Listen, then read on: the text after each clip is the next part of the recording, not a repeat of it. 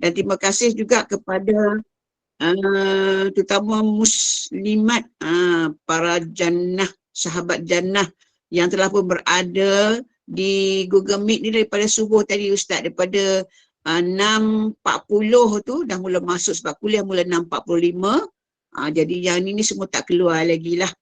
Yang setia bersama dengan Gema Nur Iman untuk bersama dengan kuliah Ustaz pada pagi ini. Jadi alhamdulillah, syukur kepada Allah kita dapat bersama lagi pada kuliah duha pada pagi ini. Hari Sabtu pula tu, ramai yang ada yang bercuti, ada yang bekerja. Jadi mudah-mudahan kita dapat bersama Ustaz pada pagi ini. Jadi sebelum kita mulakan kuliah, supaya kuliah kita diberkati, mendapat rahmat Allah, mula kita baca dengan umul kitab. Ila hadratin Nabi Mustafa Muhammadin sallallahu alaihi wasallam wa alihi wa ashabihi kiramil Fatihah. أعوذ بالله من الشيطان الرجيم بسم الله الرحمن الرحيم الحمد لله رب العالمين الرحمن الرحيم مالك يوم الدين إياك نعبد وإياك نستعين اهدنا الصراط المستقيم صراط الذين أنعمت عليهم غير المغضوب عليهم ولا الضالين آمين. Amin ya rabbal alamin. Yang berbahagia Al-Fadil Ustaz Muhammad Nazri bin Haji Mustaqim yang akan bersama kita kuliah duha Tadabbur surah pilihan, iaitu surah Al-Insyirah pada pagi ini, muka surat 596, iaitu surah yang ke-94 yang berusaha tim Gema Nur Iman yang dipimpin oleh Puan Rosniati Mansur dan juga para sahabat jannah muslimin dan muslimat yang telah pun berada di Google Meet Gema Nur Iman. Jadi tanpa melengahkan masa, majlis dengan segala sukacita mempersilakan Al-Fadil Ustaz Muhammad Nazri bin Haji Mustaqim untuk meneruskan kuliah duha Tadabbur surah Al-Insyirah. Dipersilakan. أعوذ بالله من الشيطان الرجيم بسم الله الرحمن الرحيم الحمد لله الذي هدانا لهذا وما كنا لنهتدي لولا أن هدانا الله أشهد أن لا إله إلا الله وحده لا شريك له ونشهد أن سيدنا ومولانا محمدا عبده ورسوله اللهم صل وسلم وبارك على محمد وعلى آل محمد كما صليت على إبراهيم وعلى آل إبراهيم في العالمين إنك حميد مجيد. Assalamualaikum warahmatullahi wabarakatuh. Terima kasih kepada puan moderator, tuan-tuan dan puan-puan yang dirahmati Allah Subhanahu wa taala. Hari ini kita nak tengok masuk surah baru, surah Asy-Syarh atau surah Insyirah. Dan surah ini sangat berkait rapat dengan surah Ad-Duha. Dan ada ulama yang melihatnya sebagai menyambung dari surah Ad-Duha. Penyambungan itu bermula daripada alam yajidka yatiman fa'awa, di mana Allah mula menyebut nikmat-nikmat yang telah pun dikurniakan kepada baginda sallallahu alaihi wasallam. Dan surah ini juga dimulakan dengan alam, kan? Alam nasyrah laka sadrak, seolah-olah menyambung surah Ad-Duha. Alam yajidka yatiman fa'awa wa wajadaka dhallan fahada wa wajadaka ailan fa'aghna. Dan surah ini menyambung apa lagi nikmat-nikmat yang telah Allah berikan kepada baginda sallallahu alaihi wasallam. Dan kedua-dua surah ini menggunakan kata ganti nama pertama, iaitu ka, khusus digunakan merujuk kepada Nabi sallallahu alaihi wasallam. Walaupun surah ini relatifnya pendek, tapi dia sangat banyak pengajaran di dalamnya. Dan di hujung surah Ad-Duha ada nasihat yang kita perlu ambil maklum dan ambil cakna. Apa dia? Wa amma bi ni'mati rabbika fahaddits. Arahan-arahan dalam bentuk ayat yang dimulai dengan fa. Kan, fa ammal yatima fala taqhar wa ammas sa'ila fala tanhar wa amma bi ni'mati rabbika fa hadis. Semua dengan huruf fa di awal tu. Allah suruh Nabi sallallahu alaihi wasallam sampaikan dakwah dan ajar agama kepada manusia. Dan surah ini tentang kelebihan agama itu sendiri, kepada baginda sallallahu alaihi wasallam. Dan soalan yang digunakan dalam surah Ad-Duha juga dalam ayat ini adalah dalam bentuk negative question, iaitu alam, tidakkah? Tujuan Allah bertanya semacam itu kerana nak memberi penekanan tentang perkara yang telah dilakukan. Tidakkah, bukankah? Itu semua nak memberi ingatan bahawa semua itu telah pun disediakan dan telah pun Allah bentangkan. Kalau kita kata pada orang lain, bukankah aku dah cakap? Kan selalu kita beri ingatan pada anak. Kan dah cakap, pada anak kan dah cakap. Soalan itu bukannya nak bagi tahu, bukan nak bagi tahu dia tentang benda yang berlaku, tapi bagi ingatan. Benda tu sudah pun berlaku, sudah diberitahu terlebih dahulu. Dan disebut juga dalam surah Ad-Duha, walal akhiratu khairul laka minal ula. Apa yang akan datang itu akan menjadi lebih mudah. Dalam surah ini juga disebut tentang kesenangan yang telah diberikan, bentuk-bentuk kesenangan yang diberikan kepada Nabi sallallahu alaihi wasallam, dan Allah berjanji pada Nabi dalam surah ini. Dalam surah Duha juga disebut bagaimana Nabi pernah mencari-cari kebenaran. Lam yajidka wa wajadaka dhallan fahada. Nabi pernah mencari-cari kebenaran dan Allah beri petunjuk kepada baginda. Dan orang yang mencari-cari suatu sebenarnya tidak tenang dalam hati mereka. Dan bila mereka dapat, barulah hati mereka menjadi tenang. Dan disebut pada ayat pertama surah ini, alam nashrah laka sadrak. Bukankah kami yang telah menenangkan atau melapangkan dadamu? Dan disebut bagaimana baginda tenang kerana Allah telah beri petunjuk dan melapangkan dada baginda. Apa lagi kaitan antara surah Duha dan surah ini? Dalam surah Duha Allah sebut bagaimana baginda akan diberi nikmat. Wala saufa yu'tika rabbuka fatarda. Akan diberi nikmat sampai baginda redha dan berpuas hati. Dan dalam surah ini disebut bagaimana Allah menaikkan nama baginda. Salah satu nikmat pemberian yang amat besar. Nikmat itu sangat didambakan terutamanya bagi kafir Quraisy. Tuan-puan, kafir Quraisy ni, bukan hanya kafir Quraisy. Manusia ni dia nak kalau dia ni disebut-sebut. Dia nak kalau dia ni boleh meninggalkan sebarang tanda dan legasi. Bayangkan tuan-puan kalau negara kita mengiktiraf orang-orang berjasa dengan mengabadikan nama-nama mereka dalam bentuk apa? Bangunan, nama, tugu, you name it. Kalau masjid, masjid Sultan sekian-sekian, ataupun jalan Tun Razak, jalan Tan Cheng Lock. Siapa mereka-mereka ini? Mereka adalah orang-orang yang berjasa. Lalu nama mereka disebut-sebut, diabadikan. Dan salah satu daripada wala saufa yu'tika rabbuka fatarda, Allah akan abadikan nama Nabi sallallahu alaihi wasallam disebut-sebut sepanjang zaman. Dan surah ini juga akan disebut tentang dua amalan seorang mukmin. Satu bersama dengan manusia lain, iaitu memberi dakwah, mengajar dan sebagainya. Kan wa ammas sa'ila fala tanhar. Dan satu lagi di mana manusia hanya bersama dengan Allah dalam ibadah. Dan ini akan disebut di dalam surah ini, mengajar kita tentang seimbang antara keduanya, bertemu dengan manusia, bermuamalah dengan manusia, dan bagaimana hubungan kita dengan Allah Subhanahu wa taala. Surah ini diturunkan pada fasa pertama kenabian, iaitu sekitar tahun pertama hingga ketiga di Mekah. Dan ini bermaksud ianya diturunkan semasa Nabi baru dapat wahyu dan dakwah dijalankan secara senyap-senyap pada waktu ini. Jom, itu mukaddimah kepada surah Syarh, surah Alam Nashrah, surah Insyirah, surah Alam Nashrah. So jom kita tengok. Alam nashrah laka sadrak wa wada'na anka wizrak alladhi anqadha dhahrak wa rafa'na laka dzikrak. Bukankah kami telah melapangkan dadamu? Alam nashrah laka sadrak.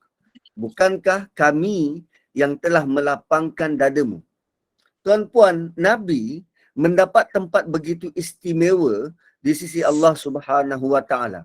Sehingga kan keperluan-keperluan Nabi untuk berdakwah Allah telah sediakan dengan lengkap.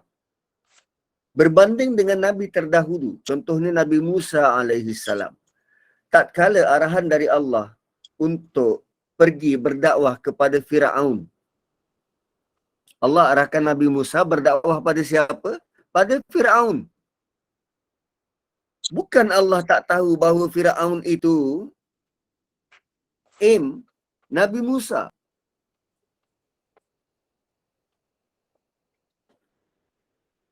Nabi Musa melarikan diri kerana melakukan kesalahan. Terbunuh orang Firaun, lari ke Madian. Selesai di Madian, Nabi Musa naik Bukit Tursina. Lalu Allah lantik baginda menjadi Nabi dan Rasul. Tugas pertamanya bertemu kembali dengan Firaun. Sebelum tu dilari dari Firaun. Sekarang kembali kepada Firaun. Lalu permintaan Nabi Musa, Rabbishrah li sadri. Ya Allah, lapangkanlah dadaku.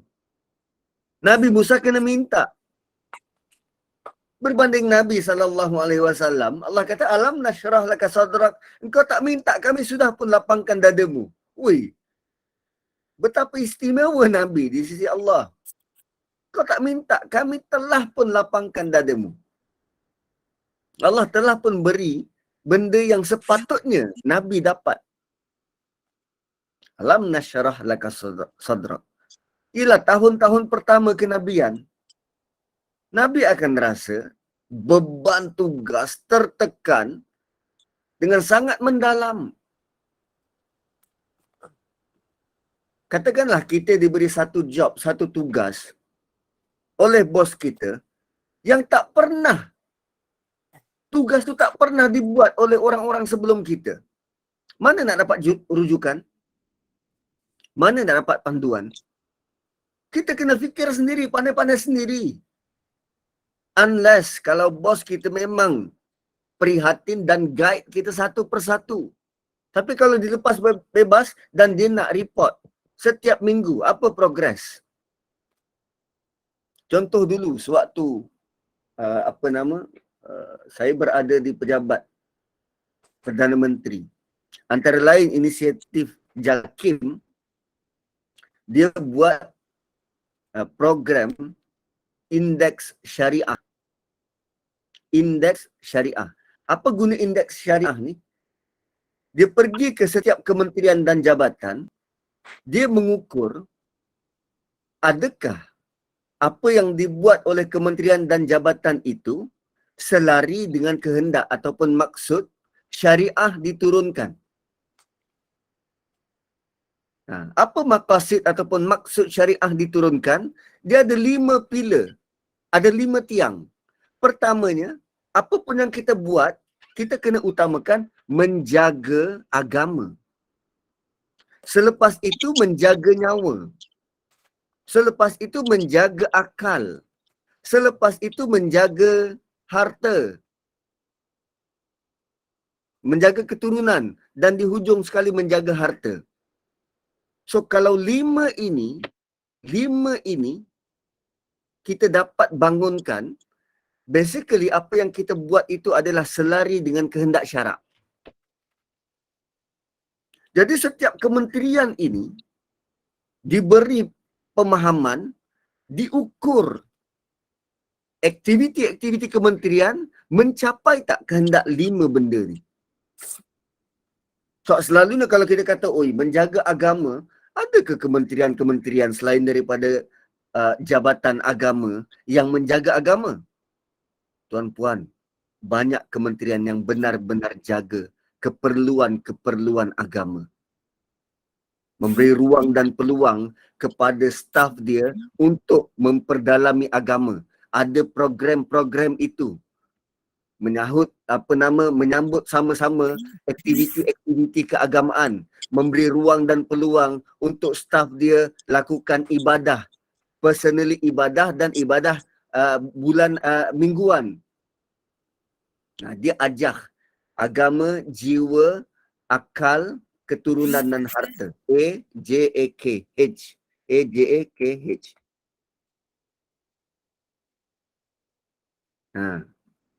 AJAKH. Agama, jiwa, akal, keturunan dan harta. Dan sebelum itu negara kita tak pernah buat pengukuran semacam itu. Selepas dibuat pengukuran, barulah tahu bahawa kementerian, mana-mana kementerian sebenarnya selari dengan matlamat dan kehendak syariah ni. Ada indeksnya. Dan bear with me, orang pertama yang diberi amanah untuk buat benda ni, bingung macam mana nak ukur. Macam mana nak ukur. Luckily, mereka ada tim. Mereka ada tim yang begitu bekerjasama. Pergi buat lawatan penanda aras ke negara-negara Islam. Ke Indonesia, ke Turki, ke Brunei, ke Maghribi. Nak tengok pengamalan agama di sana bagaimana. Dan akhirnya model-model itu dibawa masuk kembali ke Malaysia dan setiap kementerian buat pengukuran dan ada target yang nak dicapai. Dan itu berlaku pada tahun 2014. Dan sekarang kita tak dengar dah pengukuran-pengukuran macam tu. Kita tak dengar dah apa matlamat kita dalam beragama ni. Terutamanya membabitkan jabatan-jabatan yang tak ada kaitan dengan agama. Alam nashrah laka sadrak. Bukankah kami telah lapangkan dadamu? Kami telah lapangkan dadamu. Kadang tanpa kau minta. Dan situasi lapang dada ni tuan-puan sangat penting. Dan saya tak tahu, mungkin kita dah lalui surah-surah yang berkaitan dengan fungsi lapang dada ni. Antaranya surah Asy-Syu'ara. Surah Asy-Syu'ara mirroring ataupun refleksi Nabi Musa mohon. Nabi Musa mohon dilapangkan dada. Apa alasan Nabi Musa mohon dilapangkan dada? Jom kita tengok seimbas.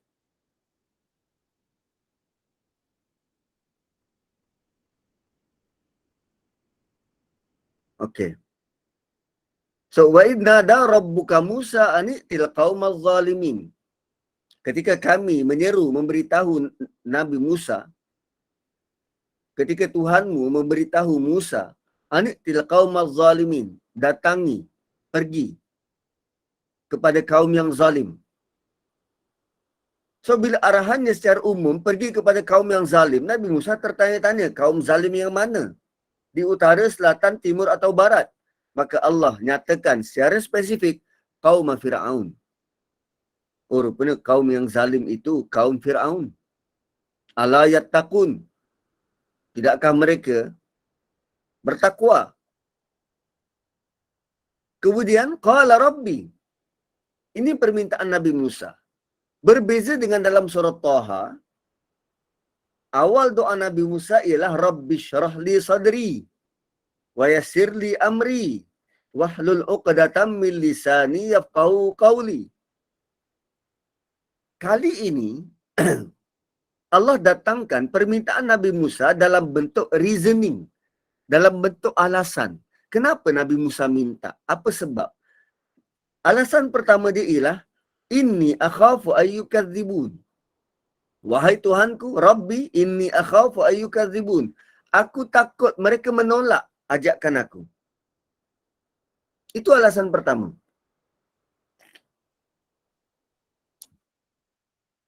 So, kerana aku takut ditolak, Maka dengan itu wayadiqu sadri. Kerana kalau ditolak, alasan kedua, dadaku akan sempit. Alasan ketiga, wala yantaliqu lisani. Bila dadaku sempit, lidahku kelu. Alasan keempat, kalau begitu terjadi pada diri aku, fa'arsil ila Harun. Utuslah perintahmu kepada Harun. Dan alasan kelima, walahum alayya zambun. Aku dulu ada buat dosa. Fa'akhafu ayyaqtulun. Aku takut dibunuh. Aku takut mereka bunuh aku. Kalau kita tengok dalam 5 alasan. Alasan pertama, Nabi Musa takut penolakan. Takutnya Nabi Musa tentang penolakan ini lebih tinggi, lebih utama, lebih prioriti, lebih dahsyat berbanding takut dibunuh. Fa'akhafu ayyaqtulun. Rupanya penolakan ini, penolakan ini sangat dahsyat. Sangat dahsyat. Sebab tu kalau kita berinteraksi dengan anak-anak, tolong kenal pasti bahawa jiwa mereka tenang. Kerana rata-rata komunikasi anak-anak kita di sekolah dahsyat. Ada jenis tak nak kawan dan benda tak nak kawan ni, benda penolakan ni bawa impak besar pada anak-anak. Kita pernah dengar ada kanak-kanak yang murung dan bunuh diri kerana penolakan. Ya, boleh jadi depression. Dia menekan jiwa. So Nabi Musa sedang highlight benda yang sangat bahaya, iaitu tentang penolakan. So boleh jadi penolakan dalam bentuk terang-terangan menolak. Boleh jadi dalam bentuk sindir-sindiran. Boleh jadi dalam bentuk benda-benda yang memalukan. So Nabi Musa paling takut penolakan. Lebih takut daripada dibunuh. Dan potensi kegiatan bunuh diri juga tinggi selepas penolakan. Sebab bila dia ditolak, bila dia tidak diterima, dadanya akan sempit. Bila dada dia sempit, lidah dia kelu, tak tahu nak bercakap, tak tahu nak mengadu, tak tahu nak defend diri dia. Dan ketika itu dia sangat perlu orang dekat yang rapat dan memahami. Dan tatkala ini, peranan keluarga sangat krusial. Maka bila dia tidak dapat support yang sepatutnya, dia akan rasa diri dia tak berguna, penuh dengan dosa, tak ada nilai. Akhirnya, bunuh diri. Itu basically kita boleh lihat ayat 12, 13 dan 14 surah Syu'ara. Saya pernah berkongsi benda ni dengan anak saudara. Sekarang ni dia dah berjaya jadi pakar psikiatri di Hospital USM Kubang Krian. Dan dia akui benar, ini dia punya dia punya tertib dia. Dan dia tak sangka ada diceritakan dalam Quran. Tertib bagaimana berlakunya depression dan akhirnya kepada perbuatan bunuh diri. So kita, mak bapak, antara lain yang kita boleh buat ialah tolong jangan rendah-rendahkan anak-anak. Jangan malukan dia depan sepupu-sepupu. Jangan malukan dia depan keluarga. Kalau nak tegur, personally. Sebab depresi ini musuh senyap. Jangan bunuh karakter anak kita. Sayangi dia. Kalau tegur, tegur dengan cara bermaruah. bukan dengan kritik, bukan dengan kita judge, bukan beri hukuman sebelum diusul periksa. Tolong. So ada anak-anak kita yang sangat super sensitif. Lalu apa yang Nabi hadapi, seperti juga Nabi Musa, bila nak berhadapan dengan kaum, nak jumpa dengan pakcik sendiri, nak jumpa dengan sepupu sendiri, nak jumpa dengan keluarga sendiri, ada tekanan dahsyat dan hebat. Maka Allah persediakan hati Nabi. Sedia lapang. Alam nashrah laka sadrak. Kemudian apa lagi nikmat yang Allah beri pada Nabi? Wa wada'na anka wizrak. Kami letak, kami alih. Wada'na ni, benda tu dah ada kat situ, kami angkat dan kami alih. Kami letak. Kami ringankan. Wa wada'na anka. Kami ringankan darimu. Dan selalunya wada'a ni diletakkan di bahu. Kami ringankan bahumu. So, lepas ni ada zahrak ni belakang. Kami ambil beban daripada belakangmu, kami letak tepi. Atau kami buang beban itu. Wizrak. Wizrak ni beban berat. Beban berat. Tuan-puan, bila sebut tentang beban ni, ada beberapa perkataan lain dalam bahasa Arab. Ada perkataan hamala, juga menanggung. Wazara, juga menanggung. Cuma weightage dua perkataan ni berbeza. Ada ulama kata hamala ni lebih berat. Hamala ni lebih berat. Sebab tu kekaguman kita terhadap para wanita, terutama ibu-ibu yang pernah hamil. Beban yang mereka tanggung tu berat, bukan ringan. Dan mereka menanggungnya consistently dengan begitu sabar 9 bulan. Lelaki belum tentu. Dengan tak selesa, dengan tak boleh nak meniarap, tak boleh nak terlentang. Panasnya luar biasa, 2 kali ganda. Dengan gatal-gatalnya, dengan alahannya. Nah, tu hamalah, beban yang ditanggung. Terutamanya para ibu, hamil. Dan wizrak akan lahir perkataan wazir. Wazir ni apa? Menteri. Wazir ni dikenali sebagai menteri. So, wizrak daripada wazara, dia beban yang lebih berat daripada hamil. Beban yang lebih berat daripada hamil. Beban tanggungjawab. Itu yang Nabi sedang pikul. Itu yang Nabi sedang pikul. So, sebab tu hubungan kita dengan Nabi ni, hubungan kita dengan Nabi, kalaupun tidak lebih, tapi at par berbanding hubungan kita dengan mak bapak. Malah dengan Nabi lebih, kerana beban yang Nabi tanggung itu luar biasa. Luar biasa. Dia bukan saja memikirkan diri dia, tetapi umat secara keseluruhan. Umat secara keseluruhan. Sayangnya Nabi kita tak tergambar, tak terbayang. Tak terbayang. Baiknya Nabi itu luar biasa. So, Allah Subhanahu wa taala telah pun meringankan beban Nabi. Dan bayangkan saking ringannya beban Nabi, Nabi boleh berjalan atas muka bumi ini dengan begitu segak dan tampan. Biasanya kalau orang ada beban besar atas bahu, muka dia takkan senyum.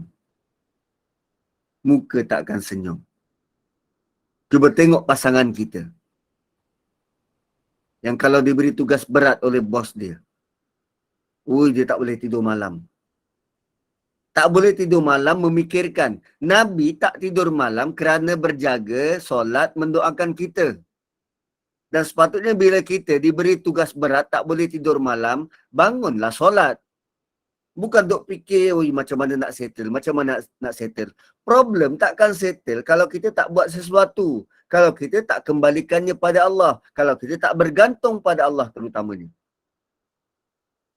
Nah, begitu kefahaman Nabi. Tiap malam bangun untuk umat. Wa wada'na anka wizrak. Kami telah ringankan bebanmu. Pertama, telah dilapangkan dada. Kedua, telah ringankan beban. Tuan-puan, nak dapat nikmat ringan beban ni. Wow, sangat melegakan. Sangat melegakan. Kita boleh buat perbandingan, boleh nampak contoh antara atuk nenek kita dengan kita sendiri. Katalah kita dengar berita yang sama. Mungkin berita kecurian, mungkin berita kemalangan atau apa sahaja. Cuba tengok gaya penerimaan atuk nenek kita. Mereka akan lebih tenang, lebih cepat pasrah dan reda. Kerana pengalaman. Kerana pengalaman. Kita pula berdarah muda, orang-orang muda ni berdarah muda, cepat panas. Maka tempoh untuk kita menerimanya akan lebih lama. Sebab kita banyak nak fikir reasoning. Apa alasan, apa alasan. Tapi bagi mereka yang rapat dengan Allah, mereka boleh terima dengan cepat. Kan contoh macam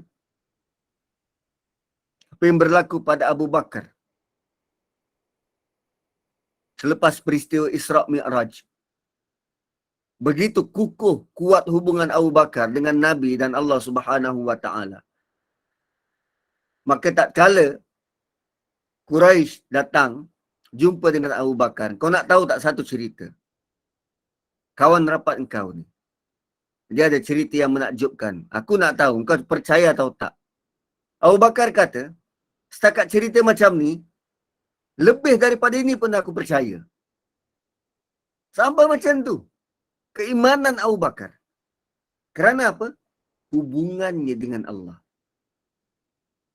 So, bila hubungan kita top notch, hubungan kita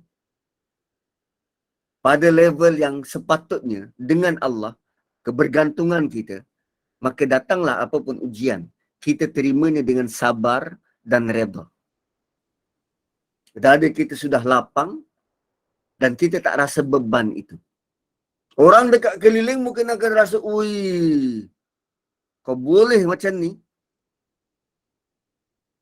Tapi kita yang ada hubungan dengan Allah, kita yakin, kalaupun sakit penyakit itu datang dari Allah. Ada pasti ada. Kan seperti kalam Nabi Ibrahim dalam surah Ibrahim. Wa idza maridtu fahuwa yashfin. Tatkala aku sakit, dialah yang datangkan pelbagai bentuk ubat dan cara untuk sembuh. Nah, itu kebergantungan tu. Nah, sekarang Allah bagi tahu nikmat begitu kerana Nabi terlebih dahulu telah pun bergantung pada Allah. Nah, telah pun bergantung pada Allah. Ya, saya setuju dengan Cik Azman. Anak cucu susah sikit menerima hakikat ujian hidup kerana terlampau banyak contoh-contoh yang tak wajar yang dia dah nampak. Sedangkan mak bapak kita telah melatih, mendidik kita bagaimana cara susah dan bagaimana cara senang. Kemudian ayat ketiga, allazi anqadha zahrak. Allazi anqadha zahrak, yang memberati tanggunganmu. Anqadha beban yang sangat berat. Contohnya macam ni lah, kita ada meja kayu, kita letak seguni 10 kilo beras, sekampit beras 10 kilo. Letak atas meja, meja itu masih kukuh. Letak kampet yang kedua, masih boleh tahan. Kampet yang ketiga, boleh tahan. Kampet keempat, kampet kelima. Kalau letak kampet ke-10, 100 kilo. Kampet ke-10, meja itu akan mula bunyi. Meja itu akan mula bunyi. Maksudnya apa? Hampir patah. Hampir tak tertanggung. Allah gambarkan apa yang Nabi sedang hadapi, tulang belakangnya hampir tak tertanggung. Beratnya itu. Allazi anqadha zahrak. Tulangmu sudah mula bunyi. Tak tertanggung. Bebannya itu. Apa yang Nabi fikirkan sangat ni? Pertama, dia adalah Nabi terakhir. Kalau bukan dia, siapa lagi yang nak selamatkan orang ni? Sebab Nabi tahu tentang keperitan, tentang amaran, tentang dahsyatnya azab Allah. Kalau orang itu tidak beriman, dia akan diseksa selama-lamanya. Siapa lagi nak selamatkan orang tu? Sangat berat beban yang Nabi hadapi ini. Berat. Dan cuba gambarkan begini tuan-puan.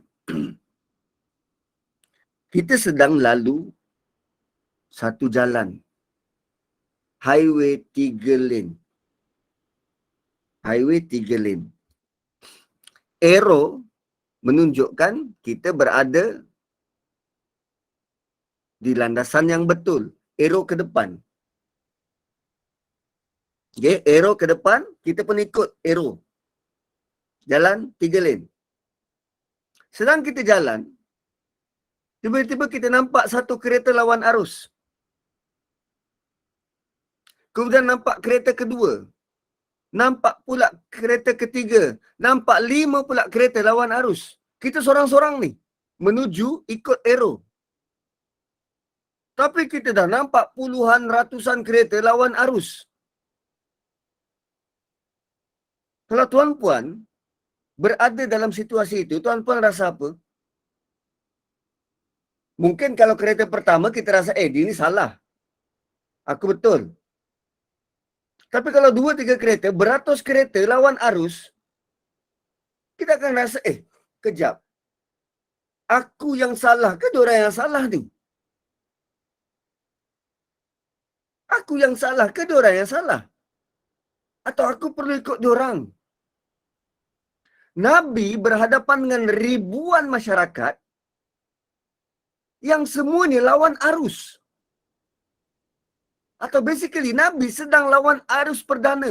Orang buat macam ni, Nabi buat sebaliknya. Dan bila ramai orang buat semacam itu, Nabi mula rasa, kejap. Aku ke atau diorang yang betul ni? Allazi anqadha zahrak. Itu bentuk-bentuk keperitan yang Nabi lalui.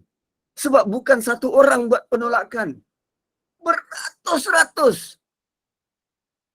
Dan penolakan itu bukan hanya sehari dua, hari-hari. Kalau tidak, sebab pada tahun pertama hingga ketiga ni, masyarakat Arab masih buat reasoning dengan Nabi. Masih dalam gaya memujuk, mendatangkan logik. Kan jiran dia, Muhammad. Mereka tak sebut sallallahu alaihi wasallam, kita yang sebut sallallahu alaihi wasallam bila dengar nama Nabi disebut. Dia kata, Muhammad, kita dah berjiran 40 tahun. Dan kita sudah faham tentang hati budi masing-masing. Tapi kami pelik, kenapa kau tiba-tiba jadi macam ni? Kau tiba-tiba melawan arus, melawan adat dan resam. Adakah kerana engkau hidup dengan kami sangat percaya, engkau ni orang yang dipercayai. Tapi kami syak kerana Quran yang kau bawa ni lah memecah belahkan masyarakat. Kau suka ke tengok masyarakat kita pecah belah?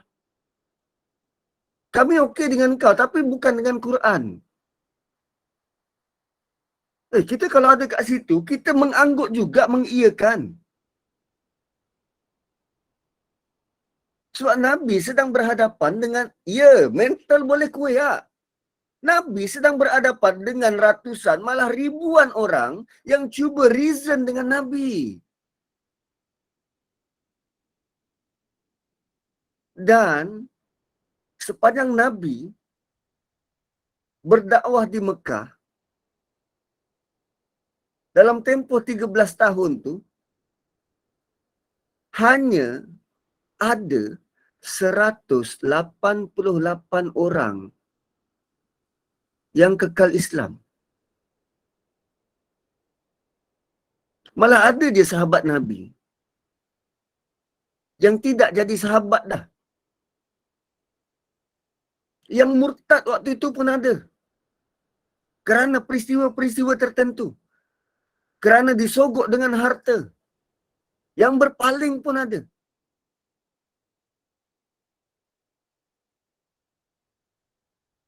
Susah. Apa yang Nabi hadapi ini susah. Sukar. Sebab tu kalau kita kenang tentang apa yang Nabi buat untuk agama ini, untuk kita, sampai iman tu pada kita, sampai pemahaman tentang Allah, tentang hari akhirat pada kita, kita sepatutnya sangat menghargai apa yang Nabi buat untuk kita. Sebab Nabi, dia suka baju putih. Dan antara anak dia yang selalu tunggu Nabi di muka pintu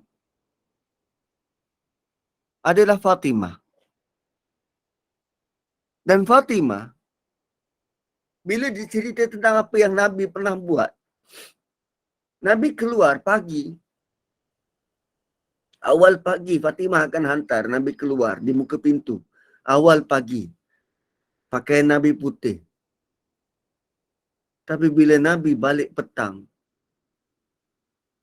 warna baju sudah bertukar.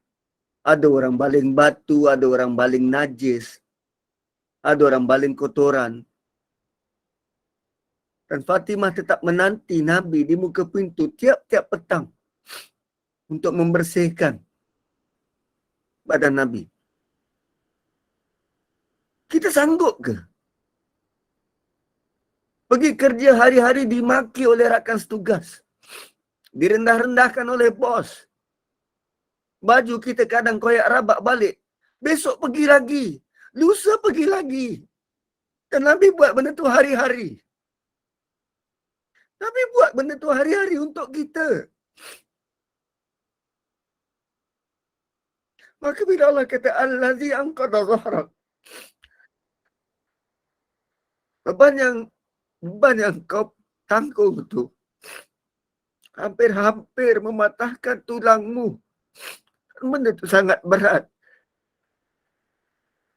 Dan patutnya bila kita baca ayat dia, kita benar-benar menyelami berapa berat apa yang Nabi hadapi. Itu baru tentang baju, tuan-puan.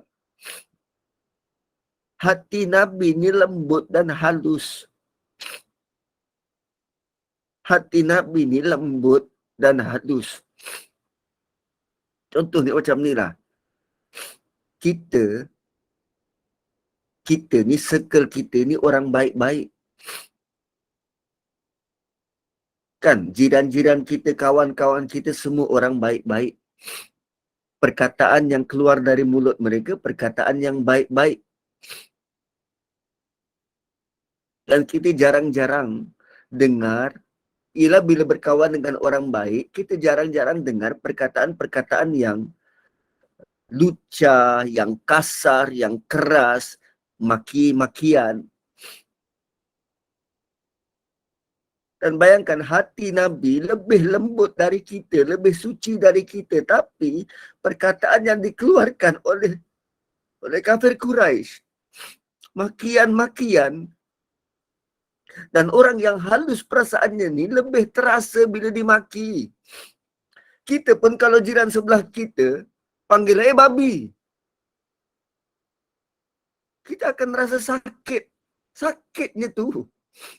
Dan kalau dalam lagu tu apa? Sakitnya tu di sini. Woi celaka. Woi gila. Dan itu yang Nabi dengar. Hari-hari dan Nabi tak putus asa. Nabi tak ada waktu rehat. 24/7. Hari-hari.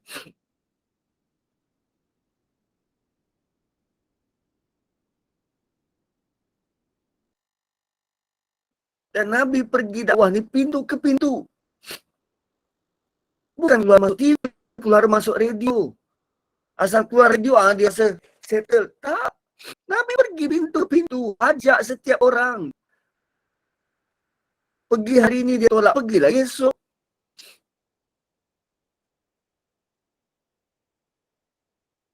Alladhi anqadal harab. Dan antara nikmatnya apa lagi? Wa rafa'na laka zikrak. Kami jadikan, kami tinggikan engkau dengan disebut-sebut nama. Kami jadikan engkau, wa rafa'na, kami angkat engkau, namamu sentiasa menjadi sebutan. Dan kita tahu, setiap saat, setiap detik atas muka bumi ini, setiap perjalanan, tempoh perjalanan matahari yang berlalu menandakan masuk waktu solat. Dan setiap detik di seluruh pelosok bumi ini sedang melaungkan azan. Dan nama Nabi disebut beriringan dengan nama Allah Subhanahu wa taala. Asyhadu an la ilaha illallah wa asyhadu anna Muhammadar Rasulullah. Sentiasa disebut nama Nabi di setiap penjuru dunia. Dan kalau kita tengok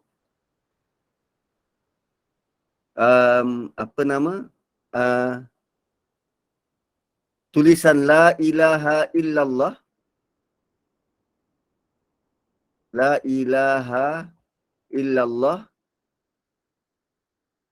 Muhammadur Rasulullah.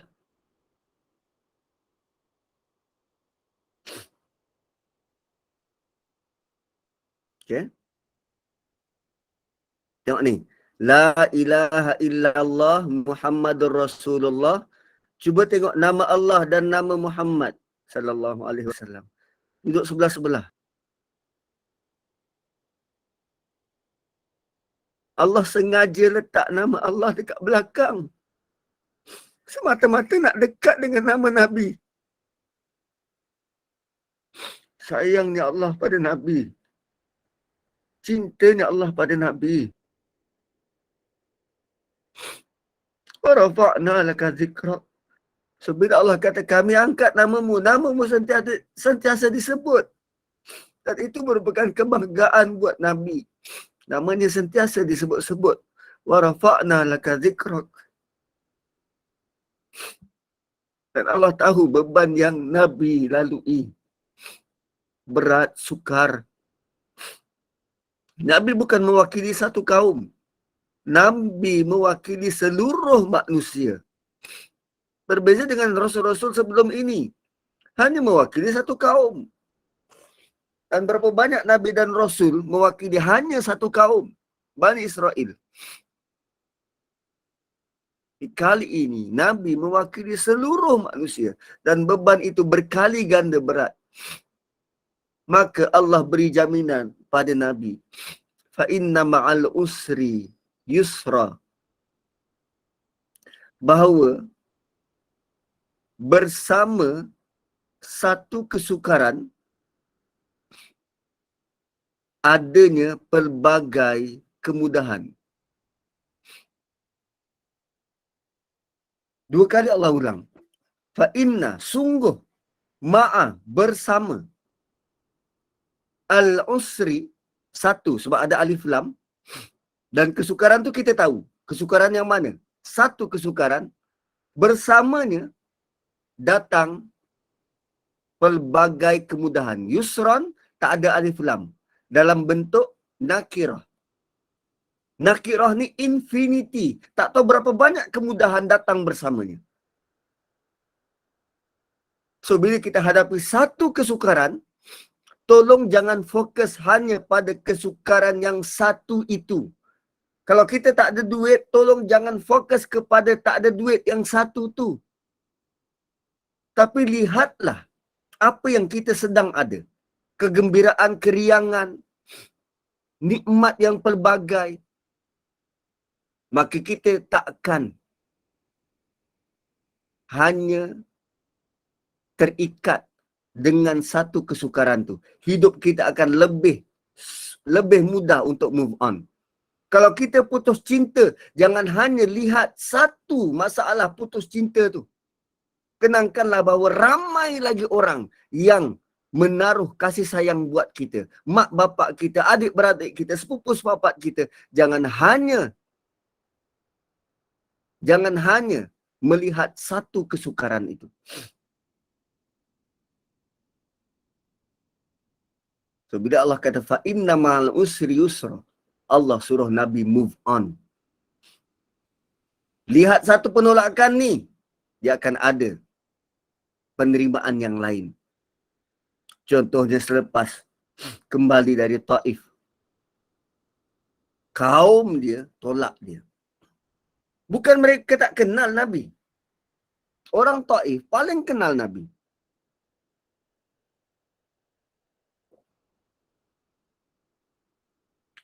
Sebab Nabi membesar di Taif.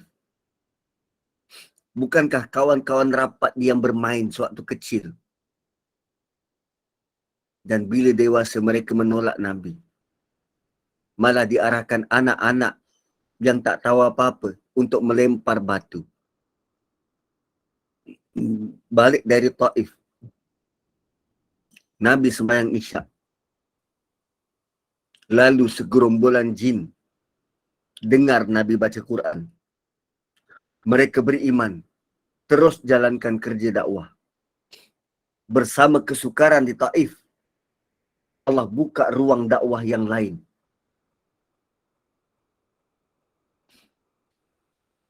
Bersama kesukaran di Taif, Allah buka ruang dakwah pada dimensi lain, dimensi baru, jin. Inna ma'al usri yusra. Dan kemudian Allah bagi panduan pada Nabi. Tadi di atas nikmat-nikmat Allah dah beri. Kemudian Allah bagi janji. 2 janji. Setiap satu kesukaran ada banyak kemudahan. So, fa'iza faragta. Kemudian bila engkau telah selesai. Bila engkau telah kosong. Bila engkau dah settle. Faragta. Fansab. Maka engkau berdiri teguh. Ada ulama melihat, oh lepas habis satu kerja, buat kerja seterusnya. Bila habis satu kerja, buat kerja seterusnya. Sekarang kita nak kenal pasti apa maksud perkataan faragta dan fansab. Faragta ni kosong, settle. Fansab ni macam tiang bendera tu, tegak berdiri. Macam tiang bendera, tegak berdiri. So, bila dah kosong, kau tegak berdiri. Apa maksud dia ni? Nabi SAW, dia punya tugas untuk berdakwah. Tugas dia untuk berdakwah. Tapi kerana hubungan Nabi dengan Allah tu kuat, maka lazimnya kita, kalau kita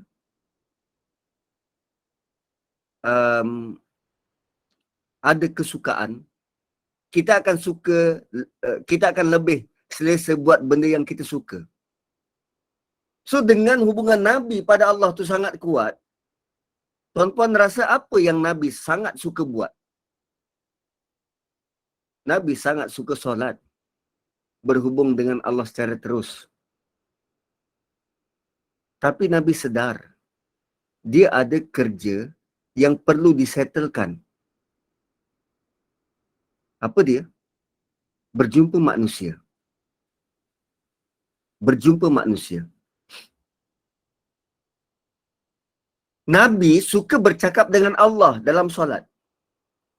Tapi Nabi sedar dia ada tugas dakwah untuk bercakap dengan manusia. Tuan-puan, tadi saya bagi contoh, Nabi keluar bercakap dengan manusia, dapat respon yang tak baik. Kita kalau bercakap dengan bos, asyik kena maki hari-hari, kita ada rasa nak pergi lagi tak kerja? Resign. Kita berhenti. Dan yang bercakap dengan Nabi ni bukan orang lain, pakcik dia, sepupu dia. Kita kalau pakcik dia maki kita, kita kalau pakcik kita maki kita, sepupu kita, pulaukan kita, apa kita rasa? Dalam kita ni anak yatim.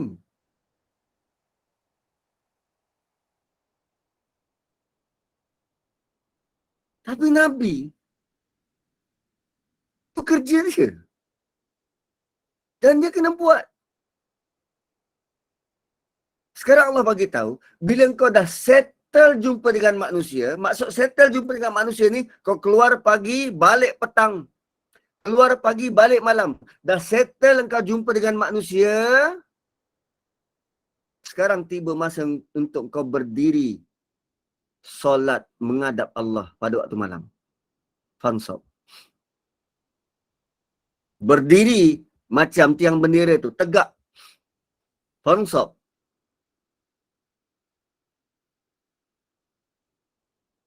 So kadang orang translate lepas habis satu kerja buat kerja yang lain.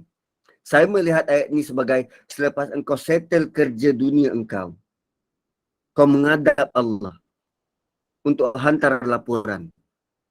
Kau menghadap Allah untuk minta. Kau menghadap Allah untuk me time. This is your me time. Fansab. Wa ila rabbika farab. Dan kepada Tuhanmu, kau mengadu apa yang kau nak adu. Allah tahu apa kegemaran Nabi. Allah tahu apa kesukaan Nabi. Allah tahu apa hobi Nabi. Nabi kalau boleh 24 jam bersama dengan Allah. Nabi kalau boleh 24 jam solat.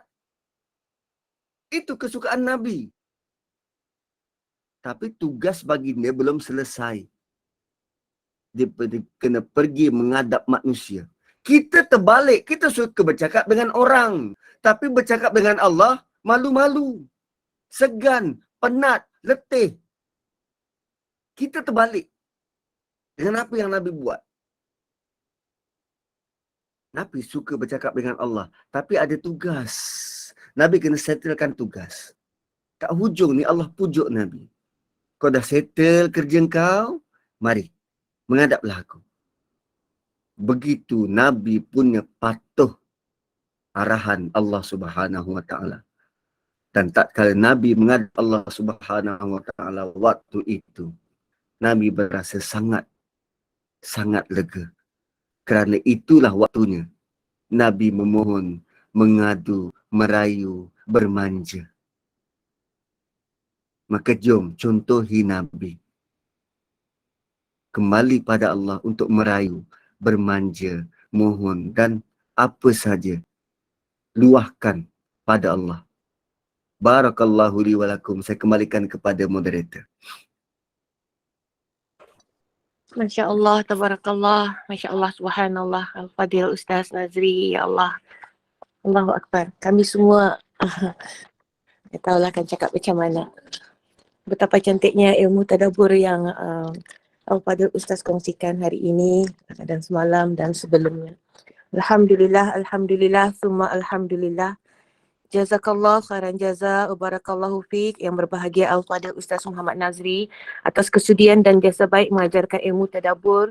Dan hari ini surah pilihan adalah surah Al-Insyirah Surah ini dikatakan berkaitan rapat dengan surah Ad-Duha yang Al-Fadhil Ustaz kongsikan semalam, kecantikan dan keindahan ayat-ayat cinta dari Allah Subhanahu Wa Taala kepada kekasihnya Nabi Muhammad sallallahu alaihi wasallam, memujuk dan memberi motivasi terbaik kepada baginda. Surah ini dimulakan dengan alam, menyambung apa-apa nikmat-nikmat yang dikurniakan dalam surah Ad-Duha. Antara perkara-perkara yang dikaitkan, Allah memberi ketenangan dan melapangkan dada baginda. Allah menaikkan nama baginda. Allah mengajar tentang keseimbangan antara hubungan sesama manusia dan hubungan bersama Allah Subhanahu Wa Taala. Surah ini menggambarkan betapa istimewanya Nabi SAW dilapangkan dada tanpa meminta, berbanding Nabi Musa alaihissalam yang memohon dilapangkan dada kerana takutkan penolakan dari kaum Fir'aun yang disalim. Allah meringankan bebanan baginda yang amat berat menghadapi ujian demi ujian. Allahu Akbar. Fadil Ustaz tadi mengingatkan kita sehingga kita rasa sangat-sangat terharu dan sedih. Al-Fadhil Ustaz mengingatkan Rasulullah sallallahu alaihi wasallam suka memakai baju putih yang hari-hari akan dilumuri darah, najis dan kotoran lain, ditambah ejekan-ejekan dan sumpahan dari kaumnya. Allah dalam surah ini Allah angkat darjat baginda, nama baginda disebut-sebut. Contoh yang Al-Fadhil Ustaz gunakan dalam azan disebut seiring dengan nama Allah. Dalam tulisan La ilaha illallah Muhammad Rasulullah, Allah letakkan dekat dengan nama baginda, menunjukkan tanda kasih sayang Allah yang sangat tinggi. Allah beri jaminan juga dan tekankan bahawa kepada baginda bahawa bersama satu kesukaran ada pelbagai kemudahan. Setelah semua itu, Allah Subhanahu Wa Taala memerintahkan Rasulullah sallallahu alaihi wasallam untuk menghadap dan memohon doa kepada Allah Subhanahu Wa Taala dan memberi pengajaran kepada kita semua untuk mengambil contoh itu, kerana memang Rasulullah sallallahu alaihi wasallam adalah uswatun hasanah, contoh teladan yang kita ikuti. Okey, insya-Allah mudah-mudahan Al-Fadhil Ustaz Muhammad Nazri dikumpulkan bersama Rasulullah sallallahu alaihi wasallam di Jannatul Firdaus, dan panggil kami Ustaz, cari kami sehingga dapat teruskan menghadiri majlis-majlis Taman Syurga, Anjuran Gemar Nur Iman. Pada 5.15 petang, majlis kuliah asar. Kuliah berkitab Hadis 40 Imam Nawawi bersama Al-Fadhil Imam Farid bin Syari. Pada 8 malam, majlis kuliah Maghrib bersama Yang Amat Arif Ustaz Datuk Abbas bin Nordin, kuliah pengajian Tauhid. Pada 9.15 malam, majlis kuliah Isyak bersama Al-Fadhil Ustaz Khairul Fahmi bin Muhammad Anwar. Mudah-mudahan dipermudahkan hadir untuk bersama-sama meraih jalan ke syurga, menuntut ilmu, insya-Allah. Untuk menutup majlis, Al-Fadhil Ustaz mohon jasa baik untuk memimpin bacaan surah Al-Kafarah, sedikit doa dan surah Al-As. Tafadhal masykurah Al-Fadhil Ustaz. Subhanakallahumma bihamdik nashhadu an la ilaha illa anta wa nastaghfiruka wa natubu ilaik. Wal asri innal insana lafi khusr illa alladhina amanu wa amilus solihat wa tawasaw bil haqqi wa tawasaw bis sabr.